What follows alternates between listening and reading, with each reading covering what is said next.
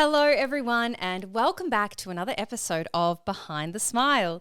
Today in the chair we have a very familiar face. Some of you may recognize Kath from previous episodes of Behind the Smile. Kath, I haven't told you this, but you're actually only one of two guests who has returned onto the show for a third time. The other one being Diane Young, my psychotherapist. So I am so thrilled to have you back here today. You're here in the new studio. We've got the new setup going.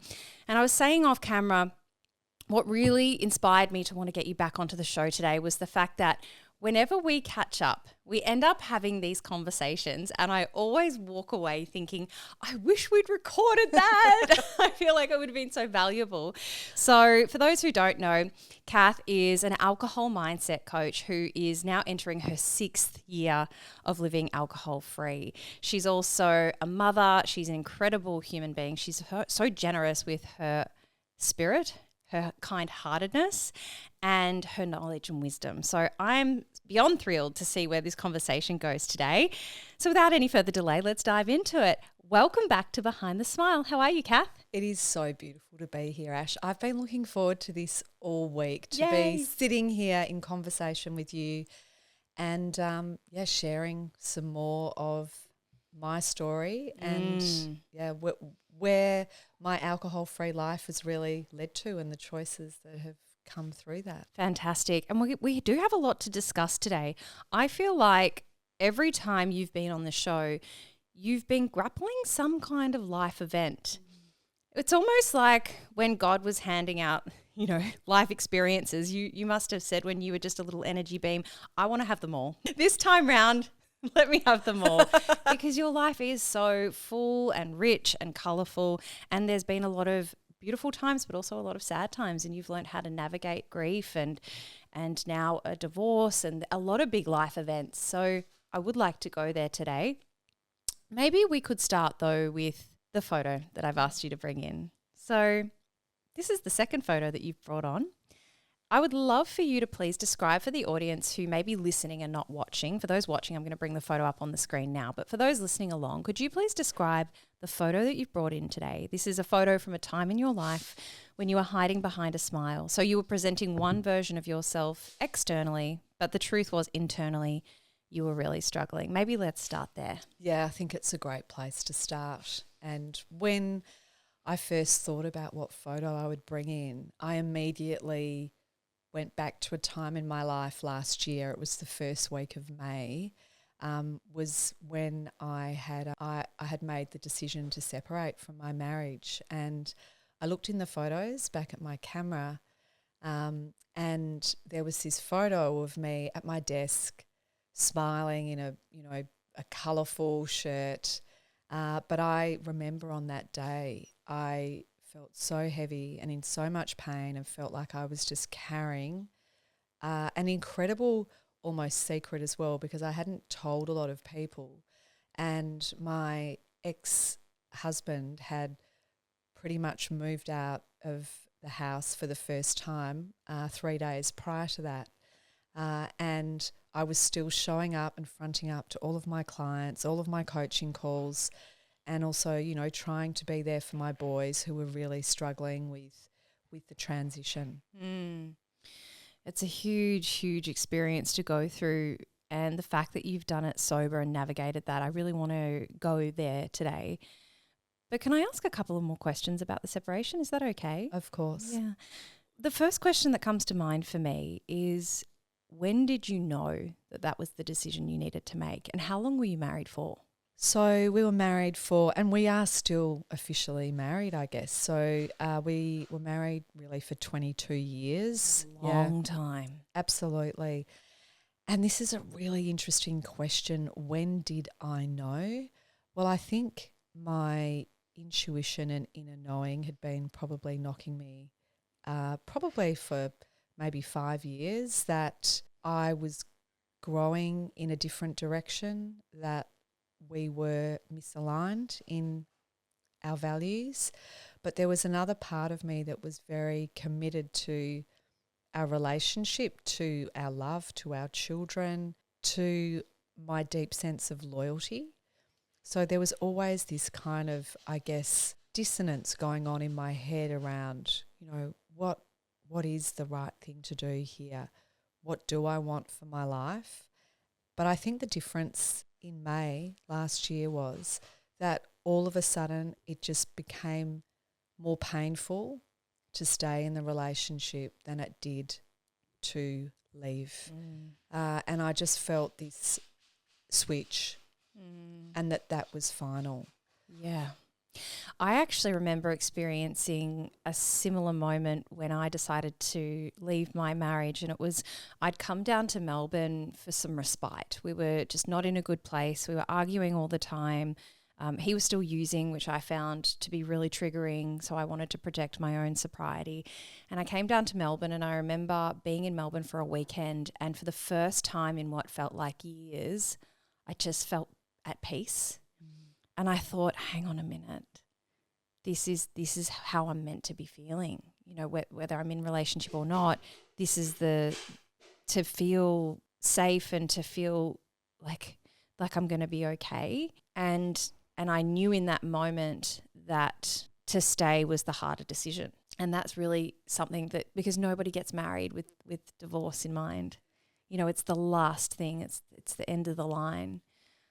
And it's a really difficult decision to make, but I really want to honour you and commend you for making that decision, because I think that a lot of people are incredibly afraid and never do. And tell me, do you think, because you've mentioned it was around 5 years ago that you maybe had those first whispers, inclinations, do you think that getting sober had anything to do with it?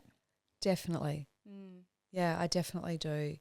And it's only now that I have had 9 months out of my marriage and living, as a single independent woman and doing a lot of deep, deep reflection, that I can really see the impact that my alcohol-free lifestyle has had on the clarity, the confidence, but it's actually about the truth of who you are. And sometimes that's a really uncomfortable thing to face, that knowing that what is actually best for me and my life moving forward is to make this choice, and that I can't push it aside, I can't numb it, I can't repress it, I can't avoid it. But the biggest difference is I don't want to. I want to embrace it. I want the uncomfortable. I want the learning. I want to push myself into new experiences for me, knowing that I don't know what's on the other side of this. That was the bit. It was like right now, after that choice was made, it was painful, so painful for him, for my kids. There was a lot of other challenges that we were going through at that time as well. And I just had to sit with that and be with that and all the heaviness of it. Even I think back to it now and, I felt like it was, I went through cancer, in 2019, but last year was absolutely the hardest time for me that I've been through. And would I be right in maybe assuming that there was a layer of guilt where you felt like I can't leave this man when he stood by me while I was in treatment for cancer? Like those thoughts? The thoughts, I guess you sometimes think, oh, look at what we've got through. But even during that period, there was some kind of dysfunctional behaviour going on on his side around his own issues with alcohol and other drugs. And it had been a bit of a coping mechanism for him. And that had been actually an opportunity for us to really work on a lot of that stuff. And he had 2.5 years where he was completely sober himself. And that was probably a time when we were most happy. But whether he was doing that for himself or for our relationship, I'm not entirely sure. And I think that's the other thing. You don't know sometimes what people's motivations are. And it's not like we're in a place where we're toxic or anything like that. I really want the best for him, but it's also an opportunity for him to choose, how does he want to live his life? What are his values? and what is he going to align to and role model to our children now, without me there sort of being that, almost that sort of security and guiding moral force in many ways. And sometimes, as hard as it can be to acknowledge it, there can be ways in which we enable our partners to continue getting away with those behaviours that if we were to remove ourselves, maybe they wouldn't be able to. And again, I'll use the example of my own experience with my ex-husband. You know, I begged him for 12 months to get sober when I came out of rehab. And he would get little stints, little moments, but he was miserably unhappy and he didn't want it, you know, and you can't do it for anyone else. This is something, if you're choosing a life of sobriety, abstinence, you must be doing it for yourself. Like, you have to. Otherwise, you know, you'll resent the person who maybe got you to that point of having to make that decision. And when we separated, guess what happened? He got clean, and he's still clean to this day.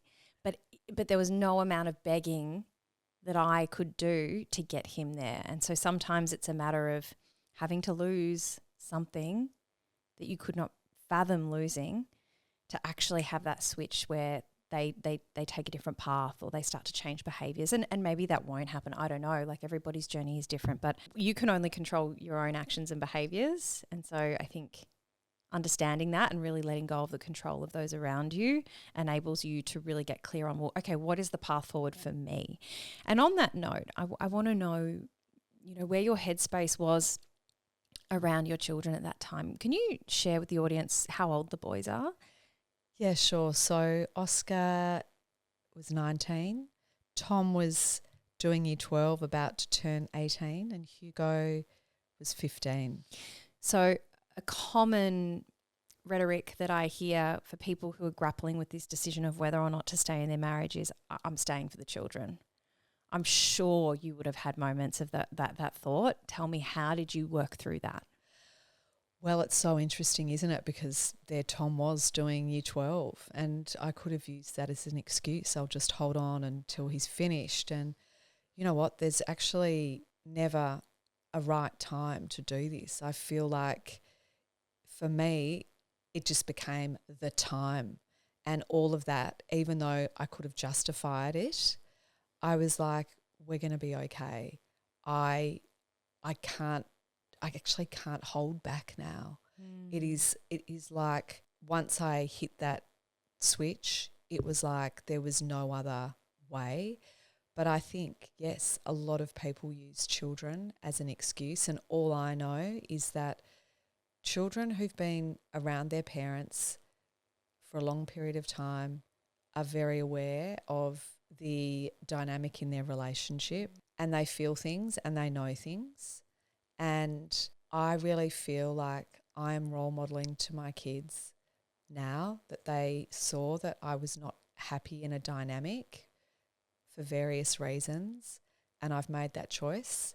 And I think they can see that I am happier, and I am in a much better place than I was for a number of years. The difficult thing for them is that they can see that their dad is still not in a great place at the moment, but it's shifting and it's early days, and I, at every point in time, have come back to, in my heart, compassion and kindness and love for him and for the kids. And that's what I continue to come back to whenever anything has really sparked, you know, anger or resentment. I've really come back to, I really want this to be, I guess, a situation where the boys feel like their parents are still connected, still friends, and that they can still feel comfortable talking about us as their mum and dad and a family together. Yeah, I think it's so important for people to understand the impact that staying in an unhappy marriage can have. That can be far more negatively impactful than actually creating a separation. And again, my own experience on this was my parents. The first time my parents sat my brother and I down to tell us that they were getting separated, I think I was around 10 years old. Now, they didn't separate until I was 18. And when I was 17, they trialed it. So I was doing my year 11 exams and I had 2 year 12 subjects. So it was right around VCE time. And that's when they decided to do it the first time. And then they decided, oh, no, let's try it again. And then separated for the second time when I was doing my year 12 exams. And I remember when mum and dad sat my brother and I down to tell us about this final separation, my brother and I were elated. We were like, oh, thank goodness. Like, can we just be done with this? Because we would pick up on the energy, the fighting, the silence. You know, the silent treatment can sometimes be more destructive than yelling, because at least with yelling, there's some passion and there's some emotion. I remember feeling the silent treatment in my house between my parents, and it was like you could cut the tension with a knife. But not only that, the modeling of relationship that my brother and I observed was not healthy modeling. And I can tell you right now, that flowed into the relationships that we both had in our early teenage, early 20s. And it wasn't great, you know, and thankfully through therapy and doing the work, I've managed to get to a point now where I've unlearnt a lot of those behaviors, and I've, you know, I now have a healthier attachment style and I have a healthy sense of self. But I had to learn all of that because I wasn't modeled it as a child. And I do wonder some days, you know, everything happens for a reason. You know, I do wonder some days, would that have been different if my parents had separated when I was 10 years old, when they first knew that they should have? So, you know, there's never a right or wrong time. But I think that if that is the question, we're staying together for the children, like, yeah, I know for me that certainly probably wasn't the best. Mm. And, you know, I think the other really, you know, interesting point is we get a lot of messaging in society around, oh, wow, they've been together for, you know, 50 years, their marriage, you know, that how successful, you know, that's something to aim for. And all I would say is that I don't look at my marriage as being a failure. I look at it as, in many ways, you know, it's taught me some incredible lessons. I don't regret it at all. I have 3, you know, beautiful sons. I have a family that will always remain connected. And it's complete now. That part and phase of my life in that relationship is complete. And I see that as a more of a success than if I had stayed in a relationship that I wasn't being truthful to myself. And now I, at 52, get to choose to be in relationships with people who are probably more aligned to the person that I am now, which is very different to the 29-year-old party girl binge drinker who made the decision to get married back then. I want to go a little bit deeper into what's been revealed to you in, you know, you're like heading into your 6th year of sobriety. What are the things that have been revealed to you in that process that led you to make this decision? Yeah, I've been thinking so much about this. I've been to the point where it's been incredibly emotional, because I don't think I would have been able to do this without my sobriety. I don't think I would have had the confidence or belief, but more than anything, it's this deep, sacred love of myself that is so entrenched now, and a trust in my intuition, in knowing what is right for me, but also in taking that, you know, courageous and brave step and accepting that you just don't know what's on the other side, right? So for me, really tethering into that, the not knowing, but the belief that on the other side there is so much out there, but that to get to that point, I had to really, really sit in some deep grief, some deep pain, some deep reflection, and grit. And, you know, I'm still wading through some of that, but as I said before when we were chatting, something has changed, you know, and you notice this in in challenging periods, like I've just realised all of a sudden there's a more of a lightness. My energy's changed. I'm more hopeful. You know, it's amazing how life works and guides us through. It really is. You know, as you were describing that experience, I think one of the things about getting sober is the veil is lifted. And it's almost like you see everything, because alcohol is this great number. You know, it's this numbing agent where we just don't have to deal with things. And I think a lot of the time people stay in unhappy relationships because it's fueled by alcohol, because the natural cycle of the relationship is to come home at night, have a couple of drinks together. That makes everyone a little bit more warm and fuzzy. You avoid having the difficult conversations, or you get into an argument and then you both pass out and you don't talk about it the next day and it's shoved under the under the rug. And I wonder, for people who are maybe relating to being in a relationship and that's the kind of energy, that's the cycle that they're in at the moment, but they're terrified of lifting the veil because they don't want, they can't fathom well, what if I actually lift the veil and I don't want to be in my marriage anymore? And I can't possibly imagine how I would ever navigate that, let alone sober. Because I imagine if I told you 6 years ago, hey, Kath, hold on, guess what's coming? You would have thought there's no way I can do that. What would you say to that person who really does want to step into this life of sobriety and being alcohol free, but is terrified of what will come as a result of that? Yeah, that's such a great question.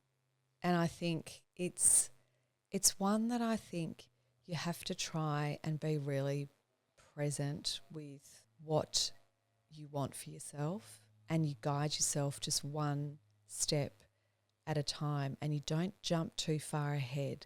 The fear is actually inviting you to listen to something in yourself, and that there is always fear in these choices that we make.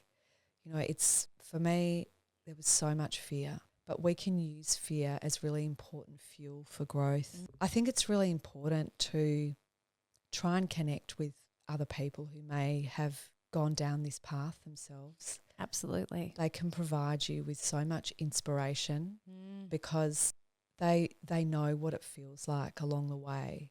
And I think for me that's been really powerful, again, through this lived experience recently of separation, is talking to other people who've been through this, who've made this powerful, courageous choice to leave relationships, because more often than not, when we leave a relationship, there are parts of that relationship that we did really enjoy and that we were very much in love with that person. And so you're balancing so many different emotions. But I think the thing that is so important for me in this situation is, if I was still drinking, I would have been really still very much stuck in this dynamic of victimhood, of not facing up to things, of not taking responsibility myself. And that for me is one of the huge benefits of an alcohol-free lifestyle for me, is self-responsibility. Always self-responsibility. One of the things to ask yourself is, if you continue in this relationship that you're fearful of leaving, where are you going to be in 5 years' time, in 10 years' time? Nothing changes if nothing changes, right? You'll be as unhappy, if not more. Exactly. And the impact that then has on your own, physical, emotional and spiritual health. Yeah. Sometimes you don't know the impact that it's had until you're on the other side. And even I was on the phone to a friend on the way when I was driving down here, and I'd seen them only a week or so ago, and they said, oh my gosh, you look different. You look like something has lifted. And something really has lifted. And as I said, you just don't know until you're on the other side about what the energy drain was, or what was really the experience was. You come out of the fog and you go, wow, I can see things from a completely different perspective. Yeah. I mean, it's quite amazing, isn't it? But when you're in it, it can almost feel like it's never going to end, but it always does. You know, this too shall pass. It's a mantra that I just live by whenever I'm in those moments, and having faith that it's all going to be okay. On the topic of fear, I'd love to get a little bit more of an understanding around some of the fears that you had in not so much making the decision to go alcohol free, because we've had those conversations before and you can check out the previous episodes, but in relation to leaving your marriage, because I would imagine that as a woman with 3 children, financial fear would have been a huge consideration. Huge one. That was probably always my biggest fear. And at the time that I chose to leave was probably at a time in both our lives when financially it was the worst time. And I did it anyway. And I think this is the thing. You know, you can use all sorts of different excuses to keep yourself in fear. But I feel like I've almost now faced a couple of my greatest fears in life, you know, one which is your mortality when I was diagnosed with cancer. And now this kind of very real fear of, you know, at 52, I don't feel nearly as financially secure as I would like to. But in making this choice, there is another form of abundance that has come through for me that is worth it. Wow. Yeah. Thank you for sharing that, because I think that a lot of women would really relate to having that as one of the considerations, one of the fears. And yeah, what I took from that, what you shared just then, is like, yes, maybe you are stepping into that fear and the unknown, but the payoff is still greater. You know, maybe it's like, I'd rather have less of the material, but more fulfillment and purpose and contentment and peace. You know, it doesn't necessarily have to be that trade-off, and who knows what's around the corner, but to come back to like, well, what is true for me, and to live by that, you know. Exactly. And, you know, we talk a lot about wealth and financial wealth, but, you know, I've done a lot of work in this sort of area of wealth, and there are so many areas that I am incredibly wealthy in terms of connections and friendship and family and, you know, purpose and really, you know, deep, loving friendships, that I really sat in that and thought, I am incredibly wealthy. Maybe financially I've still got some time to go. But again, there was this, what's come through for me even since I've made this choice is that, you know, I'm only 52. I've still got a lot of time here. I'm rebuilding, and that feels really empowering. And it's also quite, when you're not thinking about, I've got all the money to do whatever I want to, you become very considered in your choices as well. And for me, that's been really simple and beautiful. I actually love my life. I don't need anything more. I'm happy. And to be in that place, because for me it's about catching up with the people I love, about getting out into nature and walking and talking, having a couple of holidays where I can, you know, go and experience something new. That's it, you know. That's really, and I'm getting to do all of that. That's beautiful. I love that mindset shift around wealth and how we define it and what it means to you. And tell me, Kath, what about love? What about the future? Because I feel like another fear that may creep up for people is, well, I actually think that the number one fear for people is dying alone. Was that a consideration? Was that ever something that held you back? The thought of, how would I ever meet someone? Like, that was for me, you know. And I was 32 when I left my marriage, and I was like, it's over now. And yeah, you know? It's so interesting. I think I've had some real shifts over these past few years. I've always been very independent and not codependent in relationships overly. That's great. But there was a very enabling sort of dynamic in our relationship, and a dynamic that I really fed into as well. So for me, it became about really wanting to be on my own, I guess, for a period of time. Like, I really wanted to feel what life was like on my own. But, it's interesting how the mind kind of changes and moves through different things. It's only recently that I've started to think about, what's next in a relationship for me, like what's possible. And, I have, as I was talking to you a bit earlier, I've just sort of dipped my toe into doing a little bit of dating. And how's that feeling? That would be so daunting. Yeah, I mean, and to do it sober as well. So this is the thing. It's fascinating that I've just working through processing, the biggest relationship breakup in my life without using alcohol, and now I'm going into potentially navigating dating, intimacy, connection, conversations, alcohol free, sober. And, the thought of it is kind of terrifying, but also I feel like I'm ready for this. I feel like I can do this. And I've already seen just in, a few of the interactions that I've had that I am owning who I am. I'm truthful. I feel really powerful as well. I feel like, this is who I am. And if it's not for you, that's okay. That's okay. Move on. Totally. I'm not going to change myself so that you will want me. It's almost like, well, firstly, I think that one of the amazing things that happens when you're dating sober is all of a sudden your picker becomes a lot more accurate.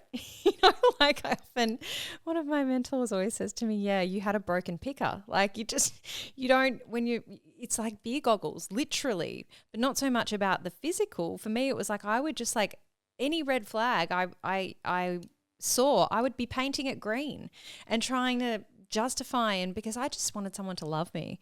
Whereas I think in sobriety, as we build that self-esteem, all of these beautiful things happen, we have that self-love, then we start to really enter into any sort of intimacy dynamic, relationship dynamic where it's no longer will you love me? It's like, do I want to be with you? Absolutely. And, it's really interesting for me looking at the role that alcohol may play in a relationship with someone else. Am I prepared to be in a relationship with someone that drinks at all? But often people don't truthfully own their relationship with alcohol. So again, it's about discovering what that is in someone's life. Because already, I've had a couple of people who, they want to be with someone who drinks. And it's very interesting. It's quite clear that I don't, right? And that's fine. Good on you. That's your choice. So even I think it being sober, living without alcohol and embracing this lifestyle, it's present in all the choices that you make and how you filter your life and who you want to be and who you want to be connecting with and in relationship with. It's so important. And so I'm seeing this as a really incredible opportunity to be curious and open, meeting new people. And I think, given I'm 52, most of the people I'm meeting, I've had lots of different life experiences, and it's interesting to talk to people about their life experiences. I think 2025 is really going to be that year for me of exploring those opportunities, and who knows what it will lead to. It's a very exciting place to be. The world is at your feet in many senses.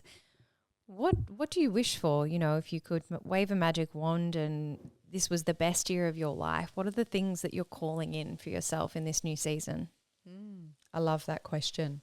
I guess the first thing that comes to mind is just is pleasure, like a pleasurable experience in my life this year, which I'm not really talking necessarily just physically, but just really getting into pleasure and joy, embodying it, being into trying different things, experiencing new opportunities, really about kind of this, I think I spoke about it, just sort of rebirth, like tapping into this energy that I can feel is like buzzing around me at the moment, and using that to fuel growth in my life, because I feel like it's been sitting there a little bit stagnant.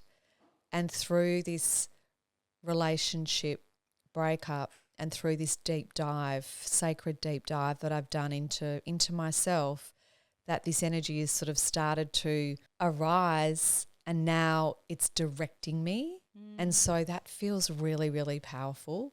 And I'd love to do some more travel this year if I can, and continue to, you know, the work that I do in my coaching business is just so beautiful. I love it so much. And yeah, I just want to continue to do that. And even this experience of a relationship breakup has opened up another opportunity for me to support women in midlife going through separation and divorce, because often what happens is their relationship with alcohol can become, you know, it can almost have gone from being maybe nothing to worry about too much to being it becomes very problematic again. And it can then create quite toxic dynamics between, you know, mum and kids, mum and ex-partner, and then you might be starting to date again, and then it can create issues in all of that. So